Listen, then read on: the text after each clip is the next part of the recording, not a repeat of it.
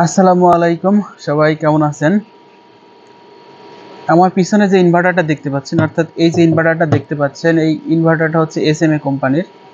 আমি যদি লোগোটা আপনাদের একটু দেখাই তাহলে বুঝতে পারবেন। এটা হচ্ছে SMA কোম্পানির ইনভার্টার, আর এই ইনভার্টারের ক্যাপাসিটি হচ্ছে 110 কিলোওয়াট। আর এই ইনভার্টারে টোটাল 12টা MPPT আছে এবং প্রত্যেকটা MPPT অর্থাৎ ডাবল স্ট্রিং করে আছে।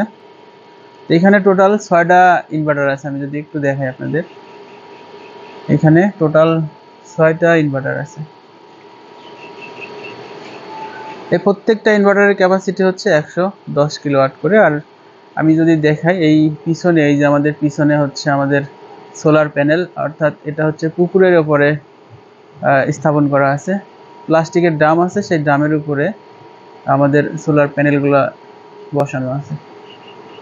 এখানে টোটাল 6টা ইনভার্টার আছে।